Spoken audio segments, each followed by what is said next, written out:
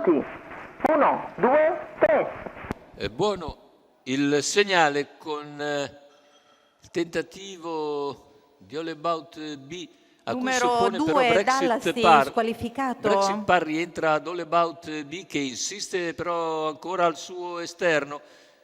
Più indietro dovrebbe essere Commander Lake in terza posizione ora lungo la corda, quando sfila in 300 metri All About B, che conduce quindi al completamento del quarta posizione lungo la corda per Diana Piz, tutti in fila indiana. Poi seguono Cristallo Arc e Cocis MP, il più veloce del secondo nastro. Il gruppo è chiuso da Estrel G, mentre fuori corsa Dallas che ha sbagliato. Intanto il 600 in 44,3 tira via a buona andatura All About B. Brexit Par l'ha fatto spendere sicuramente nei primi 300 metri di gara, ma ora All About è al comando e completa gli 800 iniziali in 59,3.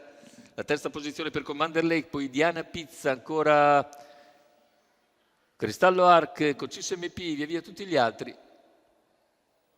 con la progressione ora di Diana Piz che esce all'esterno, sembra voler uscire all'esterno, poi torna sotto. Se n'è andato intanto un primo chilometro in 1,14,7, andatura quindi sostenuta. All'esterno c'è Zadi del Ronco che progredisce, ma la terza ruota è quella di Candei Greppi, che avanza un giro dalla conclusione. Candei Greppi si porta gradualmente a centrogruppo. Sopravanza Zadig del Ronco e cercano di progredire anche Dolomite WF e Equipe della Casa.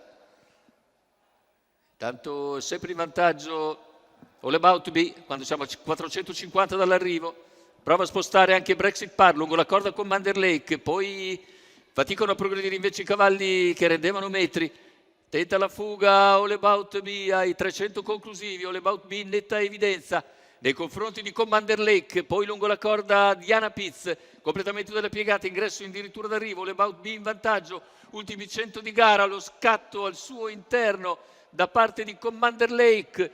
Commander Lake nel finale con Diana Piz che scatta a centropista. Diana Piz passa nel finale su Commander Lake, mentre al terzo dovrebbe essere forse Bathurst.